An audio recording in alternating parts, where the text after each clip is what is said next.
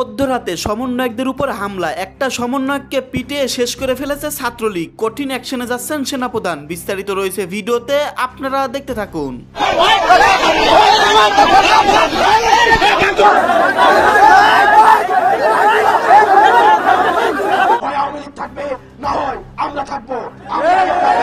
সাড়ে তিনটার দিকে তিনি ঢাকা মেডিকেল কলেজের আইসিইউতে শেষ নিঃশ্বাস ত্যাগ করেন। এই হামলায় কাশিম খান নিহতের প্রতিবাদে বিভিন্ন স্থানে কফিন মিছিল করেছে বৈষম্য বিরোধী ছাত্র আন্দোলন। জয় বাংলা স্লোগান দিয়া কোনো একটা সমন্বয়কদের উপর, একাধিক সমন্বয়ক এবং ছাত্রদের উপরে যৌথ হামলার ঘটনাটা ঘটে গেল। কি ঘটবে জানি না, তবে সামনে খুবই একটা খারাপ দিন আসতেছে, এটা বাস্তব, যতটুকু বুঝতে পারতেছি। সিরাজগঞ্জে বৈষম্য বিরোধী ছাত্র আন্দোলনের কমিটি নিয়ে টানাটানি, পাল্টাপাল্টি কর্মসূচি, একটা বিশৃঙ্খল অবস্থা। আসসালামু আলাইকুম সম্মানিত দর্শক, আজকের ভিডিওটি অত্যন্ত গুরুত্বপূর্ণ, অনেক স্পেশাল। ভিডিওটি আপনারা সম্পূর্ণ দেখবেন। সম্মানিত দর্শক মণ্ডলী, মধ্যরাতে সমন্বয়কের এক সদস্য তিনি ইন্তেকাল করেছেন। এছাড়াও সমন্বয়কদের উপর বেধড়ক হামলা চালিয়েছেন ছাত্রলীগের নেতাকর্মীরা। সম্মানিত দর্শক মণ্ডলী, কঠিনভাবে পিটানি খেয়েছেন সমন্বয়ক সার্জিস হাসনাত সহ বিভিন্ন সমন্বয়ক। আজকের এই ভিডিওটি দেখলে আপনারা বিস্তারিত বুঝতে পারবেন। ইতিমধ্যে সকালে সেনাপ্রধান জেনারেল ওয়াকারুজ্জামান কঠিন একটা সিদ্ধান্ত নিয়েছেন। দর্শক, বেশি কথা না বলে আমরা মূল ভিডিওতে চলে যাই। আপনারা মনোযোগ সহকারে ভিডিওগুলো সম্পূর্ণ দেখতে থাকুন।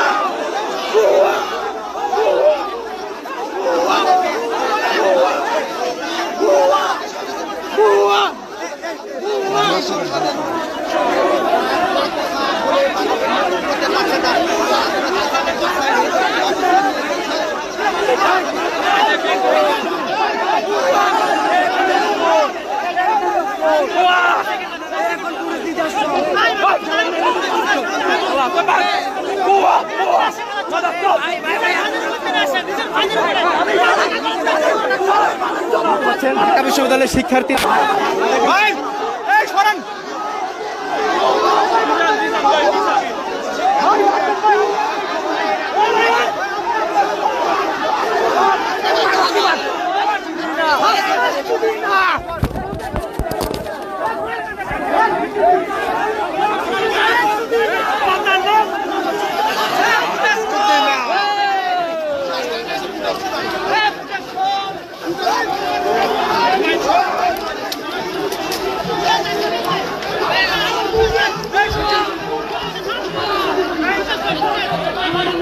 আসসালামু আলাইকুম।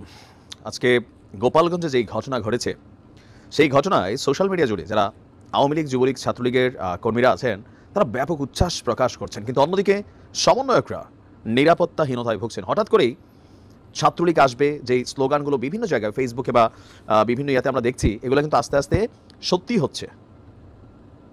আর আওয়ামী লীগের ঘাঁটি হিসেবে পরিচিত সেই গোপালগঞ্জে আজকে ঘটেছে ভিন্ন এক ঘটনা। গোপালগঞ্জের বঙ্গবন্ধু শেখ মুজিবুর রহমান বিজ্ঞান এবং প্রযুক্তি বিশ্ববিদ্যালয়ের নিষিদ্ধ সংগঠন ছাত্রলীগের নেতাকর্মীদের বিরুদ্ধে আপনার জয় বাংলা স্লোগান দিয়ে জুলাই আন্দোলনের যে সমন্বয়করা আছেন তাদের উপর হামলার ঘটনা ঘটেছে। দর্শক, আজকে বিশ্ববিদ্যালয়ের প্রশাসনিক ভবনের সামনে এই ঘটনা ঘটে। এতে আহত হয়েছেন আপনার বেশ কয়েকজন সমন্বয়ক এবং ছাত্ররা। জুলাই আন্দোলনের অন্যতম দুই সমন্বয়ক জসিম শরীফ সহ আন্দোলনের সাথে কানেক্টেড নেতৃবৃন্দরা। এছাড়া এই ঘটনায় বশেমুর বি প্রবি প্রেস ক্লাবের সাধারণ সম্পাদক আতিক ফয়সাল এবং দপ্তর সম্পাদক শেখ রাসেলও আহত হয়েছেন। প্রত্যক্ষদর্শী শিক্ষার্থীরা বলছে, ছাত্রলীগের নেতাকর্মীরা প্রক্টোরিয়াল বডির সামনেই জুলাই আন্দোলনকারীদের লক্ষ্য করে গ্রুপ একটা হামলা চালায়। আর আমরা দেখি আপনার এই হামলার প্রেক্ষাপটের এ সময় তারা যখন হামলা চালাচ্ছিল তখন জয় বাংলা স্লোগানও দিচ্ছিল। এছাড়া ছবি তোলার সময় সাংবাদিক আতিক, রাসেল সহ কয়েকজনের উপর হামলা চালিয়েছে। এ বিষয়ে ছাত্রলীগের হামলায় আহত সমন্বয়করা প্রক্টরের দপ্তরে অভিযোগ করেছেন। শেষ খবর পাওয়া পর্যন্ত ক্যাম্পাসে উত্তেজনা বিরাজ করছে। এই হামলায় অভিযুক্ত ছাত্রলীগ কর্মী সোহাগের বিরুদ্ধে এর আগেও সাধারণ শিক্ষার্থীদের নির্যাতন সহ একাধিক অভিযোগ রয়েছে। এছাড়া আপনার আমরা দেখি যে এই হামলার ঘটনায় গোপালগঞ্জের বঙ্গবন্ধু শেখ মুজিব বিজ্ঞান ও প্রযুক্তি বিশ্ববিদ্যালয়ের এবং আজকে ব্রাহ্মণবাড়িয়ার আশুগঞ্জে কিন্তু একটা ঘটনা ঘটছে। আমি ওই নিউজটা আপনাদেরকে আলাদা দিয়েছি। তো সেইখানে আমরা আবার দেখছিলাম পত্রিকার কাটিং বলছে যে আপনার এক সমন্বয়ক মানে আরেক সমন্বয়ককে পিটিয়েছে, পরে এটা আবার ছাত্রলীগের কর্মী হিসাবেই এখানে চিহ্নিত হয়েছে। তো এই ঘটনায় আপনার নিন্দা এবং উদ্বেগ জানিয়েছে বৈষম্য বিরোধী ছাত্র আন্দোলনের বিভিন্ন পর্যায়ের নেতারা। তারা বলছে যে ব্রাহ্মণবাড়িয়া আশুগঞ্জ থানা থেকে বের হওয়ার সময় 15-20 জনের একদল সন্ত্রাসী কর্তৃক হামলার শিকার হয়েছেন বৈষম্য বিরোধী ছাত্র আন্দোলনের ব্রাহ্মণবাড়িয়া প্রতিনিধি নাদিমুল ইসলাম রোহান। আর পাশাপাশি বঙ্গবন্ধু শেখ মুজিব কলেজে আজকে যেখানে হয়েছে ছাত্র আন্দোলন এবং সমন্বয়ক ও সাধারণ শিক্ষার্থীদের উপর যে হামলা চলেছে তা খুবই নিন্দনীয় এবং এই ঘটনায় 5 জন আহত হয়েছে, আর সাংবাদিকরাও এখানে আহত এবং আক্রমণের শিকার হয়েছেন, যা উদ্বেগজনক। তো মানে বিষয়টা হচ্ছে কি যে আসলে কি বলবো, ছাত্রলীগ মনে করছে যে ভাই আমাদেরকে তো তোমরা নিষিদ্ধই করে দিছো, সো আমরা এখন যা খুশি তাই করবো, ক্যাম্পাসে আমরা পরীক্ষা দিতে যাই, ভালো ভালো ছেলে অনেকগুলো আছে। এটা কয়েকটা জায়গায় এরকম ঘটনা ঘটছে যে একজন সাধারণ ছাত্র, বাট সে হয়তো অতীতে ছাত্রলীগ করতো, সে গেছে পরীক্ষা দিতে, তারে ধৈর্য সবাই মাইরা টাইরা পুলিশের কাছে দিয়ে দিচ্ছে। তো এই ঘটনাগুলোর জেরে বিভিন্ন ক্যাম্পাসে আমরা আবার দেখছি ছাত্রলীগের অভ্যুত্থানই, আমরা যদি বলি অভ্যুত্থানই ঘটছে। ইভেন গ্রুপ ওয়াইজ তারা কিন্তু নানান ধরনের অ্যাকশন রিয়াকশনে কিন্তু তারা মাঠে নামছে। আর এগুলোর কারণে সমন্বয়কদের মধ্যে নিরাপত্তাহীনতা সহ নানান ধরনের টেনশন উদ্বেগ দেখা দিচ্ছে। যদিও এটা ছাত্রলীগের জন্য যে খুব ভালো এই মুহূর্তে তা না। কোন দিকে যাচ্ছে আসলে ছাত্রলীগ যেভাবে আবার প্রকাশ্যে আসা শুরু করছে, সমন্বয়করা আস্তে আস্তে ঘাবড়ানো শুরু করছে কিন্তু। এছাড়া বিভিন্ন জায়গায় যেই স্লোগানগুলো দেখছি আমরা বা লেখা দেখছি, তবে এই প্রথমবারের মতোই জয় বাংলায় স্লোগান দিয়া কোনো একটা সমন্বয়কদের উপর, একাধিক সমন্বয়ক এবং ছাত্রদের উপরে যৌথ হামলার ঘটনাটা ঘটে গেল। কি ঘটবে জানি না, তবে সামনে খুবই একটা খারাপ দিন আসতেছে, এটা বাস্তব যতটুকু বুঝতে পারতেছি। সিরাজগঞ্জে বৈষম্য বিরোধী ছাত্র আন্দোলনের কমিটি নিয়ে টানাটানি, পাল্টাপাল্টি কর্মসূচি, একটা বিশৃঙ্খল অবস্থা।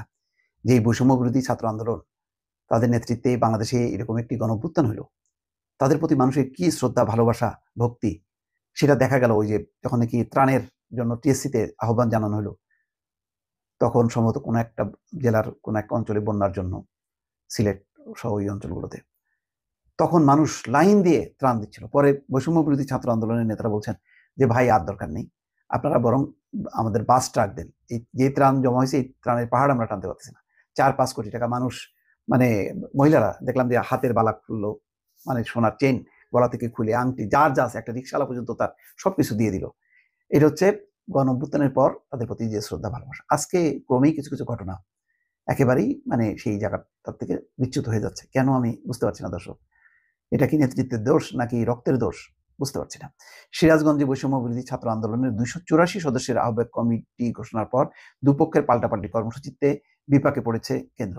কেন্দ্রেই একেবারে এই যে রূপায়ণ টাওয়ারে ঢাকায়, সেখানেই মারামারি, পিটাপিটি, কি অবস্থা। গত শনিবার কমিটি ঘোষণার পর কমিটি বাতিলের দাবিতে আন্দোলনের নামে ছাত্রদের একটি পক্ষ মহাসড়ক ও রেলপথ অবরোধের পর সোমবার রাতে সেই কমিটি স্থগিত করে কেন্দ্র। এরপর স্থগিত কমিটি বহালের দাবিতে আজ মঙ্গলবার মহাসড়ক অবরোধের ঘোষণা দেয় অপরপক্ষ। শনিবার রাতে বৈষম্য বিরোধী ছাত্র আন্দোলনের ভেরিফাইড ফেসবুক পেজে আহ্বায়ক হাসনাত আব্দুল্লাহ ও সদস্য সচিব আরিফ সোহেলের স্বাক্ষর করা এক চিঠিতে আগামী 6 মাসের জন্য 284 সদস্য বিশিষ্ট সিরাজগঞ্জ জেলা আহ্বায়ক কমিটির অনুমোদন দেওয়া হয়। কমিটিতে সজীব সরকারকে আহ্বায়ক, মেহেদী হাসানকে সদস্য সচিব, ইকবাল হোসেনকে মুখ্য সংগঠক ও এটিএম মুশফিককে মুখপাত্র করা হয়। এরপর কমিটিতে ত্যাগীদের বাদ দেওয়া হয়েছে অভিযোগ করে এক পক্ষ আন্দোলনের নামে।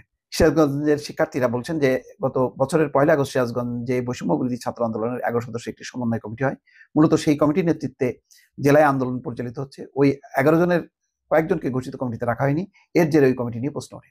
এই যে প্রশ্ন উঠছে, কেন রাখা হচ্ছে, কেন বাদ দেওয়া হচ্ছে, কেন এত আয়োজন, কেন এই বৈষম্য বিরোধী ছাত্র আন্দোলনের প্রতি এত কারো আগ্রহ, এটা মানে অনেকে মনে করেন যে তারা সরকার প্রশাসনের একটা অংশ, সুতরাং এই দলে যোগ দিলে বা সংগঠনে যোগ দিলে মানে প্রশাসন থেকে কিছু সুবিধা পাওয়া যাবে, তারা প্রভাব বিস্তার করতে পারবে সমাজের বিভিন্ন ক্ষেত্রে। সেই কারণেই কিন্তু এই আকর্ষণ। যেমন ছাত্রলীগের মানে কমিটি বেচাকেনা হইতো, পদ বেচাকেনা হইতো, তো এখন কি বৈষম্য বিরোধী ছাত্র আন্দোলন কি ওই লাইনে চলে গেল কিনা আমার ঘোর সন্দেহ হয়। দর্শক, গুরুত্বপূর্ণ একটি খবর, জাতিসংঘের তথ্যানুসন্ধান দল তাদের রিপোর্ট প্রকাশ করেছে। সেই রিপোর্টের মোদ্দা কথা হচ্ছে শেখ হাসিনার নির্দেশেই নির্বিচারে গুলি। দর্শক, খুবই সংক্ষিপ্ত শিরোনাম, কিন্তু সেই শিরোনামের একটি বড় বিস্তৃত দিক আছে। বেশ কিছু সুপারিশ করেছে এই তথ্য অনুসন্ধান দল। বলছে যে ক্ষমতায় টিকে থাকতে অভ্যুত্থানের সময় ছাত্র জনতার উপর অতিরিক্ত বল প্রয়োগের সরাসরি নির্দেশ দিয়েছিলেন সাবেক প্রধানমন্ত্রী শেখ হাসিনা। সঙ্গে ছিলেন সাবেক স্বরাষ্ট্রমন্ত্রী আসাদুজ্জামান খান কামালও। নির্দেশনা পেয়ে আন্দোলন ঠেকাতে অতিরিক্ত বল প্রয়োগে উঠে পড়ে লাগে নিরাপত্তা বাহিনীগুলো। জাতিসংঘের তথ্যানুসন্ধান দলের প্রতিবেদনে উঠে এসেছে এমন তথ্য। পাশাপাশি জুলাই আগস্টে বাংলাদেশে গুরুতর মানবাধিকার লঙ্ঘনের প্রমাণও পেয়েছে দলটি।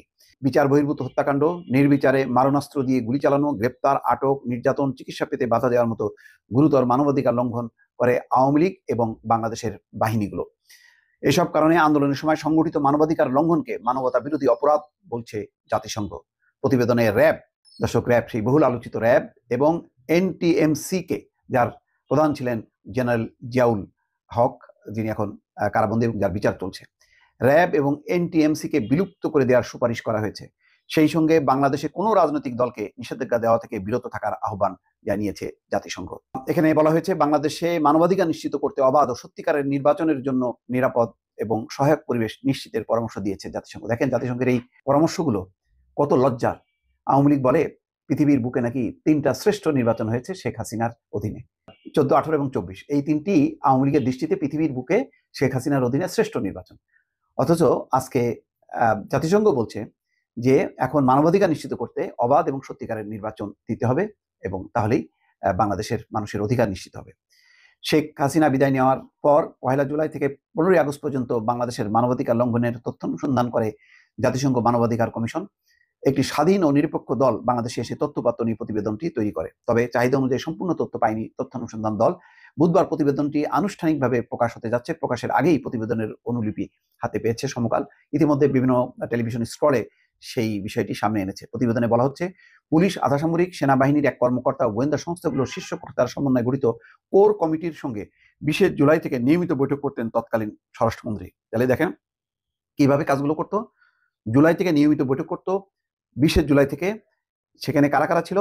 ছিল হচ্ছে পুলিশ, আধাসামরিক বাহিনীর এক কর্মকর্তা, মানে পুলিশ, আধাসামরিক, সেনাবাহিনীর এক কর্মকর্তা এবং গোয়েন্দা সংস্থাগুলোর শীর্ষ কর্মকর্তাদের সমন্বয়ে যে কোর কমিটি, সেটা 20 জুলাই থেকে নিয়মিত বৈঠক করতেন। তার মানে 20 জুলাই তারা একদম শোচনীয় হয়ে গেল যে তাদের পতন বোধহয় হয়ে যাচ্ছে, সুতরাং শক্তি প্রয়োগ যেভাবে করা যায়। আন্দোলন দমাতে নানা পরামর্শ, বাহিনী মোতায়েন সহ অন্যান্য নির্দেশনা মাঠ পর্যায়ে দিত কোর কমিটি। পাশাপাশি স্বরাষ্ট্রমন্ত্রী, প্রধানমন্ত্রীর কার্যালয়েও এর সঙ্গে জড়িত ছিল। মধ্য জুলাই থেকে 5 আগস্ট পর্যন্ত পুলিশের বিশেষ শাখা ডিজিএফআই, এনএসআই এর প্রধানদের কাছ থেকে তৎকালীন প্রধানমন্ত্রী সরাসরি প্রতিবেদন পেতেন। 21 জুলাইয়ের প্রতিবেদনে অতিরিক্ত বল প্রয়োগের বিষয়ে শেখ হাসিনাকে সাবধান করা হয়। 21 জুলাই সাবধান করা হয়। একই ধরনের উদ্বেগের কথা আগস্টের শুরুতেও তাকে জানানো হয়েছিল। 29 জুলাই মন্ত্রিপরিষদের বৈঠকে আন্দোলনের আদ্যপান্ত প্রধানমন্ত্রীর সামনে তুলে ধরা হয়। আর আন্দোলনের সময় প্রধানমন্ত্রী এবং তার জ্যেষ্ঠ উপদেষ্টারা সরাসরি ও টেলিফোনে নিরাপত্তা বাহিনীর শীর্ষ কর্মকর্তাদের আদেশ দেওয়ার পাশাপাশি অভিযান পর্যবেক্ষণ করতেন। প্রতিবেদনে যাত্রাবাড়িতে স্বরাষ্ট্রমন্ত্রীর মাঠ পরিদর্শনের বর্ণনা তুলে ধরা হয়। সেখানে এক পুলিশ কর্মকর্তাকে বলতে শোনা যায়, একজনকে মারলেও বাকিরা যায় না।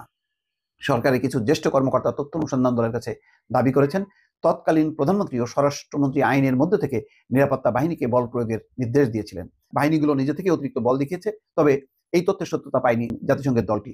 প্রতিবেদনে উল্লেখ করা হয়, নিরাপত্তা বাহিনী ঢাকা শহর সহ পুরো দেশে একই ধরনের সমন্বিত অতিরিক্ত বল প্রয়োগ করেছে। যখন এই ধরনের গুরুতর মানবাধিকার লঙ্ঘন হয় তখন তার সত্যিকারের জবাব দিয়ে ও তদন্তের দাবি রাখে। ঘটনার সময় রাজনৈতিক শীর্ষ নেতারাও মানবাধিকার লঙ্ঘনের একাধিক তথ্য মাঠ থেকে পেয়েছেন। এর বিরুদ্ধে ব্যবস্থা নেওয়ার বদলে শেখ হাসিনা অন্য কর্মকর্তারা তা গোপন করার পাশাপাশি আন্দোলনকারী ও বিরোধী দলের উপর দোষ চাপিয়েছেন। জ্যেষ্ঠ কর্মকর্তাদের তথ্যের বরাত দিয়ে প্রতিবেদনে বলা হয়, শীর্ষ রাজনৈতিক নেতারা অতিরিক্ত বল প্রয়োগের নির্দেশনা দিয়েছেন। 18 জুলাই কোর কমিটির বৈঠকে তৎকালীন স্বরাষ্ট্রমন্ত্রী বিজিবিকে আন্দোলনকারীদের উপর আরও মারণাস্ত্র ব্যবহারের নির্দেশ দেন।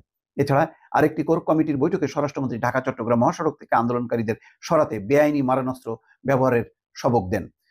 19 জুলাই জ্যেষ্ঠ কর্মকর্তাদের সঙ্গে এক বৈঠকে খোদ শেখ হাসিনা আন্দোলন সমন্বয়কদেরকে গ্রেপ্তার করে মেরে ফেলে লাশ গুম করার নির্দেশ দিয়েছিলেন। একাধিক জ্যেষ্ঠ কর্মকর্তা সাক্ষাৎ। সম্মানিত দর্শক, আপনারা বিস্তারিত ভিডিওতে দেখতে পারলেন চাঞ্চল্যকর তথ্য। বর্তমানে আমাদের দেশে কি চলতেছে, বর্তমানে আমাদের দেশের কর্মকাণ্ড। সম্মানিত দর্শক মণ্ডলী, সমন্বয়কদের মধ্যে একজন সদস্য ইতিমধ্যে ইন্তেকাল করেছেন, তিনি মারা গেছেন। সম্মানিত দর্শক শ্রোতা, তাছাড়াও আবারও প্রধান সমন্বয়কদের উপর হামলা করেছেন ছাত্রলীগের নেতাকর্মী। আওয়ামী লীগ দিন দিন ভয়ঙ্কর রূপ ধারণ করতেছে এবং সমন্বয়কদের যতই দিন যাচ্ছে সমন্বয়কদের উপর হামলা চালিয়ে যাচ্ছে, সমন্বয়করা মার খেয়ে যাচ্ছে। যাই হোক দর্শক মণ্ডলী, ইতিমধ্যে সেনাপ্রধান জেনারেল ওয়াকারুজ্জামান কঠিনভাবে রেগে গেছেন, কঠিন একটা অ্যাকশনে যাচ্ছেন। আজকের এই ভিডিওটি আপনারা যারা দেখেছেন অবশ্যই অনেক কিছু বুঝতে পেরেছেন। দর্শক, এই সম্পর্কে যদি আপনারা কিছু বলতে চান, আপনাদের মূল্যবান মতামত ভিডিওর কমেন্ট বক্সে অবশ্যই লিখে ঝটপট জানিয়ে দিবেন। ভিডিওর সঙ্গে সম্পূর্ণ আকারে থাকার জন্য আপনাদের সবাইকে অসংখ্য ধন্যবাদ।